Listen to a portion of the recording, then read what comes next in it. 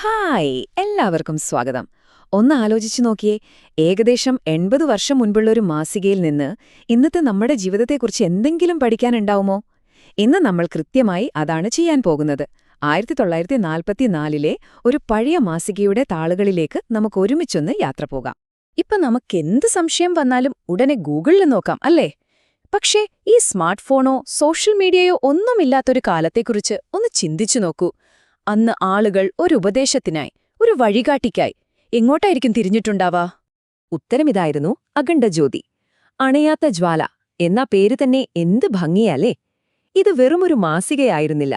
ആ കാലഘട്ടത്തിലെ ലക്ഷക്കണക്കിന് ആളുകൾക്ക് ആത്മീയവും ഭൗതികവുമായ കാര്യങ്ങളിൽ ഒരുപോലെ വഴികാട്ടിയായിരുന്നു ഈ പ്രസിദ്ധീകരണം.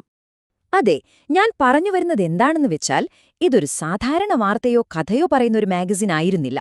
വ്യക്തിപരമായ പ്രശ്നങ്ങൾ മുതൽ സാമൂഹികമായ വലിയ വിഷയങ്ങൾ വരെ ഒരു നല്ല ജീവിതം നയിക്കാൻ വേണ്ടത് എല്ലാം ഇതിലുണ്ടായിരുന്നു. അതുകൊണ്ടാണ് നമ്മളിതിനെ ഒരു സമ്പൂർണ്ണ വഴികാട്ടി എന്ന് വിളിക്കുന്നത്. അപ്പോ റെഡിയല്ലേ? 80 വർഷം പഴക്കമുള്ള ഈ മാസികയുടെ താളുകളിലൂടെ മെച്ചപ്പെട്ട ജീവിതത്തിലേക്കുള്ള ആ വഴിയിലൂടെ നമുക്കൊന്ന് സഞ്ചരിച്ചു നോക്കാം. എന്തൊക്കെയായിരുന്നു ആ കാലഘട്ടത്തിലെ ജീവിത വിജയത്തിനുള്ള രഹസ്യങ്ങൾ? നമുക്ക് നോക്കാം. അപ്പോ എവിടെ നിന്നാ നമ്മൾ ഈ യാത്ര തുടങ്ങേണ്ടത്? ഈ മാസിക പറയുന്നത് എല്ലാ മാറ്റങ്ങളും തുടങ്ങുന്നത് നമ്മുടെ ഉള്ളിൽ നിന്നാണ് എന്നാണ്. പുറത്തുള്ള ലോകം മാറ്റുന്നതിനു മുൻപ് നമ്മൾ നമ്മുടെ മനസ്സിനെ ആദ്യം നിയന്ത്രിക്കണം. ഈ സ്ലൈഡിലെ വാചകം ശരിക്കും നമ്മളെ ഇരുത്തി ചിന്തിപ്പിക്കും, അല്ലേ? മാസികയുടെ ആദ്യത്തെ ലേഖനത്തിൽ തന്നെ മനുഷ്യന്റെ ഏറ്റവും വലിയ ഭയങ്ങളിലൊന്നായ മരണത്തെക്കുറിച്ചാണ് പറയുന്നത്.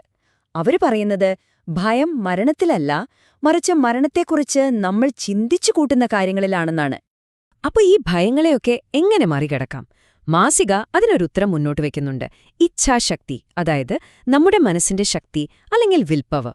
22-ാം പേജിലെ ഇച്ഛാശക്തിയും വിജയവും എന്ന ലേഖനം പറയുന്നത് ജീവിതത്തിലെ ഏത് ലക്ഷ്യവും നേടാനുള്ള താക്കോൽ നമ്മുടെ ഉള്ളിലെ ഈ ഉറച്ച തീരുമാനമാണെന്നാണ്.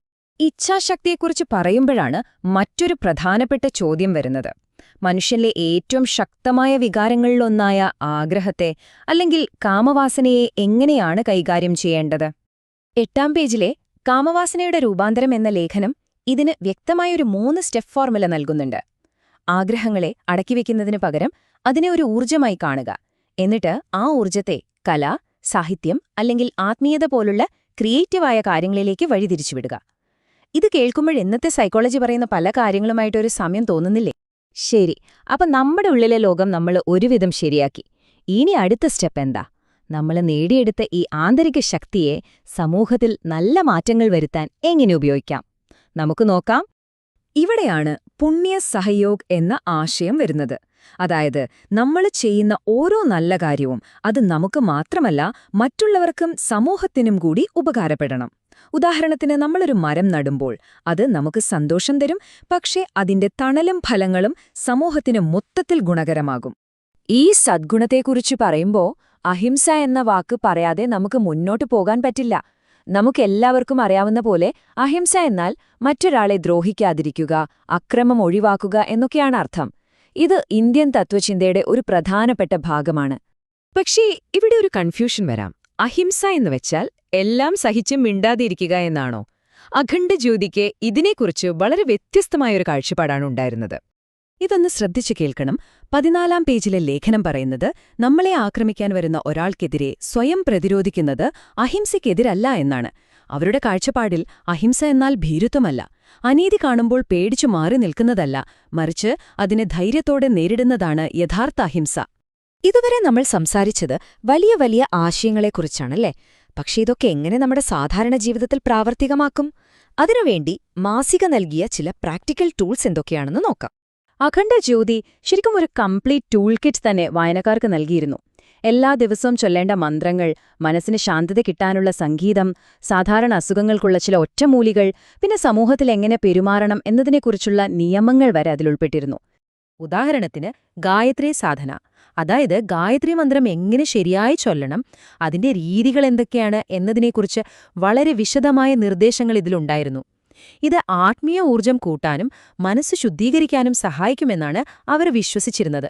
കണ്ടോ, വെറും ആത്മീയ കാര്യങ്ങൾ മാത്രമല്ല, നമ്മുടെ ശാരീരികമായ ആരോഗ്യത്തിനും മാസിക നല്ല പ്രാധാന്യം കൊടുത്തിരുന്നു. അക്കാലത്ത് വളരെ സാധാരണമായിരുന്ന മലേറിയ പോലുള്ള പനികളിൽ നിന്ന് രക്ഷ നേടാനുള്ള പ്രായോഗികമായ ഉപദേശങ്ങളും ഇതിൽ കാണാമായിരുന്നു. സംഗീതത്തെക്കുറിച്ച് ഇത്രയും മനോഹരമായൊരു കാഴ്ചപ്പാട് എനിക്ക് ശരിക്കും ഇഷ്ടപ്പെട്ടു. 18-ാം പേജിലെ ലേഖനം പറയുന്നത് സംഗീതം ഒരു വിനോദം മാത്രമല്ല, അത് ഈ പ്രപഞ്ചത്തിന്റെ തന്നെ ജീവനാഡിയാണ് എന്നാണ്. ഈശ്വരനിലേക്ക് എത്താനുള്ളൊരു വഴിയായിട്ടാണ് അവർ സംഗീതത്തെ കണ്ടിരുന്നത്.